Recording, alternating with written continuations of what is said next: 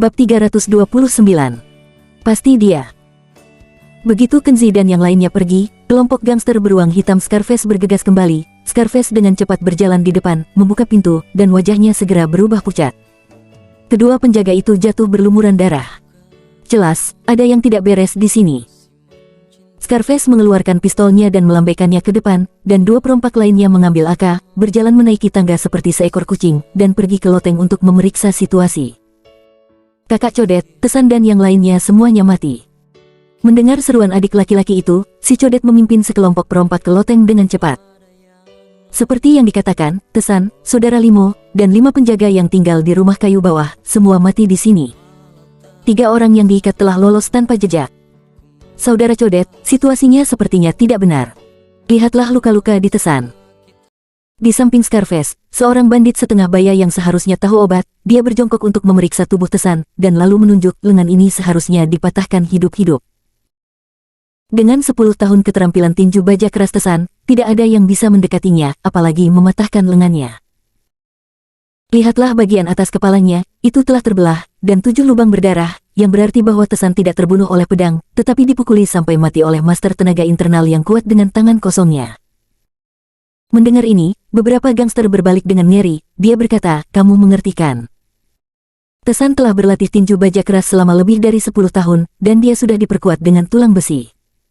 Siapa yang bisa membunuhnya dengan tangan kosong? Wajah Scarface semuram air, dia menoleh dan bertanya kepada bawahan setengah baya, apakah mungkin pengawal wanita yang membunuh Tesan? Bandit paruh baya itu menggelengkan kepalanya dan berkata, seharusnya bukan. Ketika Tesan dan pengawal wanita bertarung sebelumnya, aku bisa melihat dengan jelas bahwa pengawal wanita tidak bisa melukai Tesan sama sekali, dan dia bahkan tidak mampu memblokir salah satu gerakan Tesan. Mungkin sengaja menunjukkan kelemahan, bermain-main dengan kita. Seorang bocah perompak bertanya dengan cepat. Tidak mungkin. Bandit paruh baya itu menggelengkan kepalanya dan berkata, aku melihatnya dengan sangat jelas saat itu. Pengawal wanita dipukuli oleh Tesan dan muntah darah. Itu tidak mungkin pura-pura. Jika dia berbohong pura-pura lemah dan mengakibatkannya harus memulihkan diri selama setengah bulan. Itu tidak masuk akal. Sama sekali tidak mungkin memiliki kemampuan untuk melawan Tesan, dan bahkan lebih mustahil untuk mengalahkan Tesan hingga berdarah sampai mati. Banyak perompak dan bandit berpikir itu masuk akal dan mengangguk, tetapi mereka tidak berhenti berbicara. Kemudian, bandit paruh baya itu mengerutkan kening dan berpikir, master yang dapat membunuh Tesan ini harus diwaspadai. Masuk akal bahwa Maya Gunawan adalah sang aktris yang lembut, dan tidak ada laporan berita bahwa Maya Gunawan telah berlatih seni bela diri. Jadi Maya Gunawan seperti pengawal wanita, itu harus dikesampingkan, bukan pembunuh sebenarnya yang membunuh Tesan. Tersangka terbesar adalah wajah putih kecil bernama Kenzi itu. Bandit paruh baya itu menatap Scarface, matanya berkedip-kedip bahwa ada rahasia di wajah putih kecil itu. Ketika kita menabrakkan mobil dan mengikat orang, dia adalah orang pertama yang menyerah, dan kita pikir dia hanya seorang pengecut tanpa ancaman. Sekarang sepertinya wajah putih kecil itu sengaja berpura-pura menjadi kura-kura, agar kita bisa mengendurkan kewaspadaan kita dan menyerang kita secara tiba-tiba.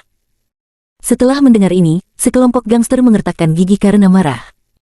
Sial, anak ini begitu licik, dia sengaja berpura-pura menjadi cucu di depan kita. Kita harus menangkapnya, hentikan dia, potong dia hidup-hidup, dan balas Tesan dan yang lainnya. Ya, balas dendam. Aku harus menangkapnya dan membunuh cucu itu. Sekelompok perompak dan bandit sangat bersemangat sehingga mereka berharap Scarface segera memerintahkan untuk menarik bajingan itu keluar dari bayang-bayang. Tesan yang mati tidak hanya master nomor 1 di antara mereka, tetapi juga pahlawan yang paling dihormati di antara bajak laut dari geng beruang hitam. Sekarang pahlawan pertama geng beruang hitam telah dibunuh oleh wajah putih kecil itu. Jika balas dendam ini tidak dibalaskan, seperti apa wajahnya? Selain itu, sang aktris cantik Maya Gunawan juga melarikan diri. Bagaimana hal seperti itu bisa ditoleransi? Anda harus tahu bahwa Maya Gunawan, termasuk pengawal wanita yang cantik, tidak hanya akan menjadi sapi perah mereka, tetapi juga artefak yang bahagia bagi mereka untuk melampiaskan dan menikmati selama mereka dibawa ke ibu kota. Tapi sekarang bisnis sedang tidak bagus, tidak hanya domba gemuk itu melarikan diri, tetapi juga beberapa saudara mati. Bagaimana mereka bisa menelan kerugian ini? Dengarkan perintahku. Scarface melirik sekelompok pria, dan berkata dengan dingin, semua orang memakai senjata, dibagi menjadi 4 tim, dan memasuki hutan untuk mencari.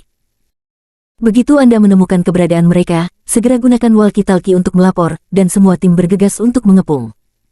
Katakan pada nelayan, tetap di belakang perahu nelayan dan tunggu kita kembali. Setelah penjelasan Scarface, sekelompok bandit segera dibagi menjadi 4 kelompok, menyalakan senter, membawa AK, dan mengambil start dari rumah kayu di hutan sebagai asal menyusur dari utara ke selatan, menuju hutan. Pada saat yang sama, di hutan malam, Helena Swan, pengawal wanita yang mengikuti di belakang Kenzi, didukung oleh Maya Gunawan, akhirnya kelelahan dan jatuh ke tanah dengan bunyi gedebuk. Kenzi berhenti dan melihat ke belakang. Helena Swan berkata dengan nada yang sulit, mereka mengikuti kita di belakang. Dengan cara ini, kecepatan kita terlalu lambat, kita tidak bisa melarikan diri. Kalian harus meninggalkanku, pergi dari hutan ini. Maya Gunawan berkata dengan cemas. Helena Swan, bertahanlah, kita bisa pergi. Kami bisa melarikan diri, selama kamu bertahan. Jangan membicarakannya lagi.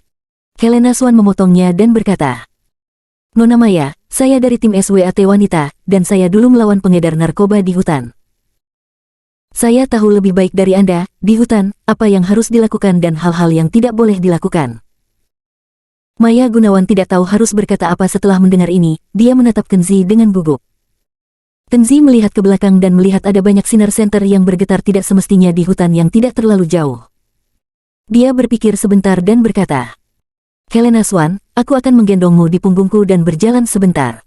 Tidak, kamu harus menggendong Nona Maya di punggungmu. Kaki Nona Maya sudah berdarah, dan di hutan ini, dia tidak akan bisa pergi lebih jauh. Setelah mendengar ini, Maya Gunawan memperhatikan bahwa kakinya di bawah gaun merah telah ditusuk oleh duri dan ditutupi dengan noda darah. Taati perintah, jangan berdebat. Kita temukan gua untuk menenangkanmu dulu, para penculik itu, aku akan berurusan dengan mereka. Kenzi meraih Helena Swan tanpa penjelasan apapun, dan menggendongnya di pundaknya. Helena Swan berjuang beberapa kali, tidak bisa memaafkan dirinya sendiri. Dia tergerak, dan matanya merah, ada rasa haru di hatinya. Kenzi, terima kasih. Kita baru saja bertemu secara kebetulan, tetapi kamu. Setelah jeda, dia melanjutkan. Saya memandang rendah kamu sebelumnya, saya sangat kasar kepadamu, dan saya minta maaf sekarang. Jika saya bisa bertahan kali ini, Helena Swan bersedia menjadi sapi dan kuda untuk membayar kebaikanmu karena telah menyelamatkan hidupku. Sebelum dia selesai berbicara, Kenzi menyela dengan tidak sabar, Oke, jangan sebut sapi dan kudanya, tidak usah. Lebih baik santai saja. Jangan terlalu sopan, aku tidak terbiasa. Maya Gunawan, yang berada di sampingnya, melihat ekspresi serius Kenzi dan tidak bisa menahan tawa seperti bunga musim semi. Dia merasa bahwa Kenzi agak menarik, sehingga dia melupakan situasi berbahaya saat ini.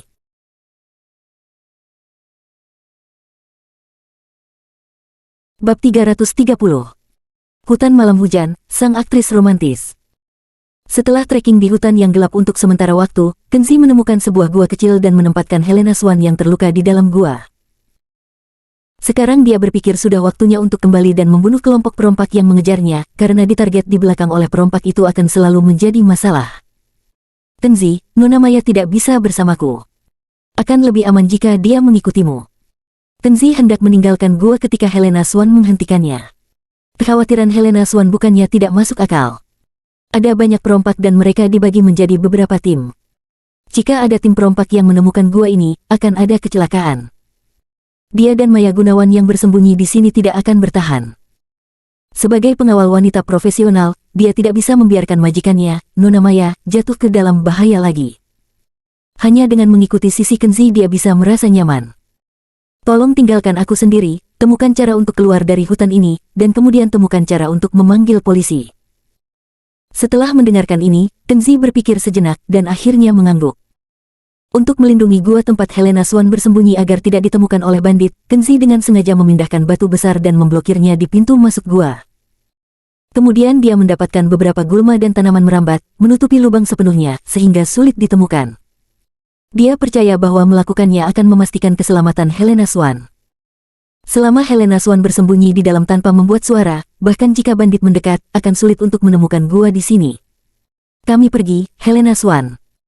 Cobalah untuk menjaga kekuatan fisikmu, jangan bersuara, kami akan segera kembali kepadamu. Setelah mengatakan ini, Kenzi membawa Maya Gunawan ke hutan yang gelap lagi. Maya Gunawan mengikuti di belakang Kenzi, dan keduanya tidak pergi terlalu jauh. Pada saat ini, ada hujan deras di langit malam.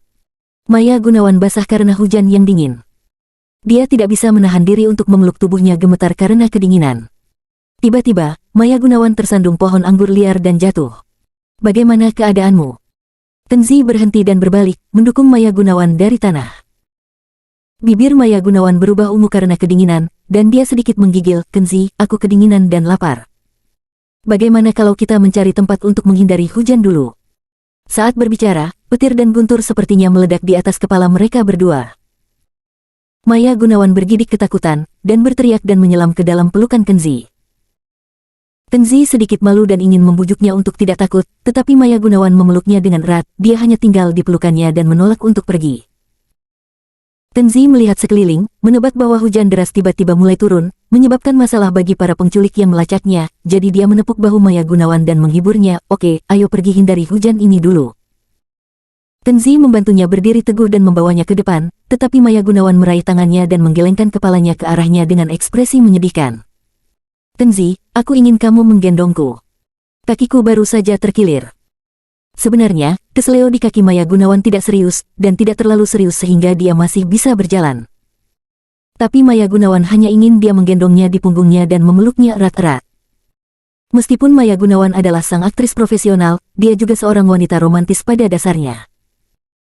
Sekarang berjalan di hutan malam yang berbahaya ini dengan seorang pria yang dia kagumi adalah pengalaman hidup yang langka, dan dia berharap untuk menjadi seromantis mungkin. Tentu saja, Kenzi tidak tahu apa yang ada di kepalanya. Melihat kakinya, sepatu hak tingginya telah patah tumitnya. Ada bekas luka yang terpotong oleh duri di betisnya yang cantik, yang sepertinya tidak nyaman untuk berjalan. Kenzi tidak mengatakan apa-apa dan menggendongnya di pundaknya. Ketika Maya Gunawan bersandar dengan lembut di bahu Kenzi, mulut Maya Gunawan sedikit melengkung, menunjukkan senyum bahagia. Keduanya datang ke sebuah lembah tidak jauh. Aliran yang membengkak karena hujan bergemuruh dan deras membuat suara yang memekakkan telinga. Kenzi dengan hati-hati datang ke lembah dengan Maya Gunawan di punggungnya. Di bawah tebing tidak jauh, ditemukan sebuah tempat yang bagus untuk bersembunyi dari hujan. Tebing ini menggantung di udara, dan ruang cekung terbentuk di bawah. Beristirahat di sini tidak hanya dapat menghalangi angin dan hujan, tetapi juga karena dataran rendah lembah, bahkan jika perompak masih mencari di hutan, garis pandang tidak dapat dilihat di bawah tebing ini. Kenzi menurunkan Maya Gunawan dari punggungnya, menatap langit yang gelap gulita, memperkirakan hujan tidak akan berhenti dalam waktu singkat, dan berencana mencari sesuatu untuk mengisi perutnya terlebih dahulu. Melihat dia sepertinya akan pergi, Maya Gunawan dengan cepat meraihnya dan berkata dengan enggan, "Mau kemana kamu? Jangan tinggalkan aku tidak ingin tinggal di sini sendirian." Tidak tahu kenapa, tetapi Maya Gunawan mengenalnya. Setelah waktu yang singkat, pemahamannya tidak terlalu dalam, tetapi di hati Maya Gunawan, selalu ada kasih sayang yang tak terlukiskan. Tampaknya Kenzi di depannya adalah orang yang selalu ingin dia temukan, yang dapat menjaga keselamatannya, atau pria yang menjadi sandarannya. Dia tidak ingin meninggalkan sisinya untuk sesaat. Kenzi tersenyum padanya, "Jangan gugup, aku tidak akan pergi terlalu jauh. Tepat di tepi sungai, aku akan menangkapanmu ikan." Setelah mendengar ini, Maya Gunawan tersenyum malu-malu. Dia menemukan bahwa penampilannya barusan terlalu polos, tidak seperti sang aktris yang anggun, tetapi seperti wanita kecil penakut. Tapi sejujurnya, dia menyukai perasaan menjadi seorang gadis kecil ketika dia bersama Kenzi. Tidak butuh waktu lama bagi Kenzi menahan angin dan hujan dan menangkap seekor ikan putih besar yang melompat-lompat di sungai. Dia menggunakan belati untuk membelah perut ikan dan memotong sisiknya, lalu memotong seluruh ikan menjadi beberapa bagian dan mulai membuat api. Maya Gunawan merasa sangat aneh melihat proses memanggang ikan Kenzi. Dia pertama-tama membawa tumpukan besar lumpur dari sungai, lalu mengambil beberapa rumput mati, menggosoknya ke lumpur berlumpur, dan kemudian melemparkan tumpukan besar lumpur tipis yang dicampur dengan rumput kering ini ke dalam puing-puing kecil setengah meter tingginya. Kompor ini bentuknya seperti istana kecil, berbentuk bujur sangkar, mendatar, dan vertikal. Di bagian bawah ada pintu untuk menaruh kayu bakar. Di atasnya juga ada lubang, dan beberapa cabang diletakkan mendatar. Seharusnya digunakan untuk memanggang ikan. Selanjutnya, tidak tahu di mana Kenzi mengambil beberapa gulma aneh, memotongnya menjadi beberapa bagian dengan belati, dan mengoleskannya pada ikan. Setelah melakukan ini, Kenzi menyalakan kayu bakar di kompor dan mulai membuat ikan bakar. Maya Gunawan berjongkok dengan rasa ingin tahu dan menunjuk, apa yang kamu taruh di ikan itu? Kenzi membalikkan ikan dengan belati dan menjawab, 3 jenis sayuran liar. Mirip dengan ketumbar, bisa dibumbui juga bisa digunakan sebagai obat. Maya Gunawan mengangguk setengah mengerti, membungkuk untuk menciumnya dan berkata, baunya cukup harum, tapi saya tidak tahu apakah rasanya enak. Adapun pertanyaan apakah rasanya enak atau tidak, Maya Gunawan tidak berharap terlalu banyak. Lagi pula, ini bukan dapur, tidak ada minyak, garam, saus dan cuka, dan bahkan kompornya dibuat dengan lumpur dan terlihat kotor. Tetapi ketika ikan bakar akhirnya matang, ketika Maya Gunawan mengambil ikan bakar dan menggigitnya, mata Maya Gunawan langsung melebar, dan dia bersumpah dalam hatinya, rasa ikan bakar ini sangat lezat.